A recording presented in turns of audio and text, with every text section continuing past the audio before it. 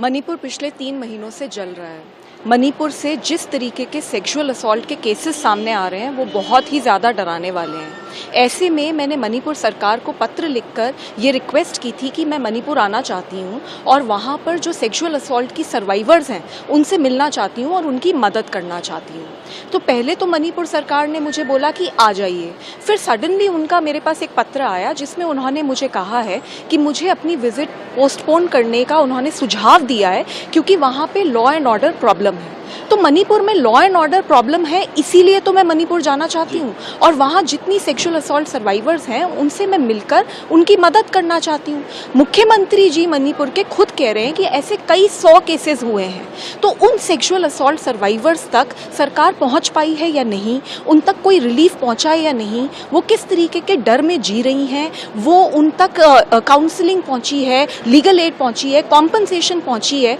कोई धमकियाँ तो नहीं मिल रही, ये सारी चीज़ों का जायजा लेने और उनकी मदद करने मैं वहां जाना चाहती हूँ। तो मणिपुर सरकार का जो सुझाव है कि मैं अपने डिसीजन को रिकंसिडर करूं, उसके बारे में मैंने काफ़ी सोचा और मैंने ये निर्णय लिया है कि मैं मणिपुर जा रही हूँ। मैं मणिपुर मुख्यमंत्री को ये पत्र लिख के बता भी रही हूँ और उनसे अपील कर रही हूँ कि मुझे रोकने की कोशिश ना की जाए, मेरी मदद की जाए, ऑफिसर्स से बात की जाए और मेरी विजिट रिलीफ कैंप्स में और जहाँ पे भी ये लड़कियाँ हैं वहाँ तक करवाई जाए, जिससे कि हम उन तक पहुँचें और उनकी मदद कर सकें। साथ ही दिल्ली में काफ़ी सारी मणिपुर की लड़कियां भागकर वहां से आई हैं क्योंकि उनके साथ वायलेंस हुई है। उनके साथ मेरी काफ़ी लंबी मीटिंग हुई है, उनकी भी बातें हैं जो मैं मुख्यमंत्री जी से बात करना चाहती हूँ, इसीलिए मैंने उनसे समय भी मांगा है मिलने का। अगर राजस्थान और बंगाल से इस तरीके के केसेस सामने आएंगे और वहाँ के मुख्यमंत्री ये बोलेंगे कि कई 100 केसेस हो रहे हैं और हम उनका कॉग्निजेंस नहीं ले पा रहे हैं, तो बिल्कुल मैं वहाँ पर भी जाऊँगी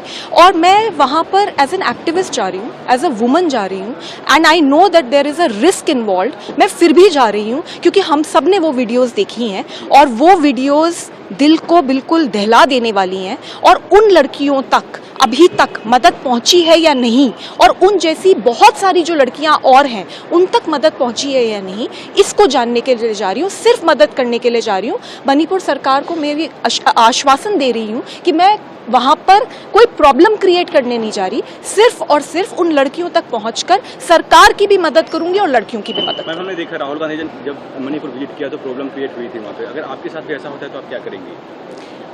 जी, मैं भगवान का नाम लेके मणिपुर जा रही हूँ और मैं इसलिए जा रही हूँ क्योंकि मेरी आत्मा मुझे गवारा नहीं करती कि मैं यहाँ दिल्ली में बैठ के काम करती रहूँ और ऐसे महसूस करूँ कि कुछ समस्या नहीं है, जबकि समस्या बहुत बड़ी है। मैं वेस्ट बंगाल, राजस्थान और ये जितनी जगहें हैं, अगर इनसे भी इस तरीके के कोई दिल दहलाने वाले केस सामने आएंगे मैं वहाँ भी जाऊँगी, लेकिन अभी फ़िलहाल मणिपुर जल रहा है और मणिपुर के अंदर लड़कियाँ बहुत परेशान हैं और आप ये खुद ही समझ सकते हैं क्योंकि वहाँ पर जब मैं जाने की कोशिश कर रही हूँ तो मुझे ही जाने से रोका जा रहा है। तो it is important that I visit Manipur and I am visiting Manipur.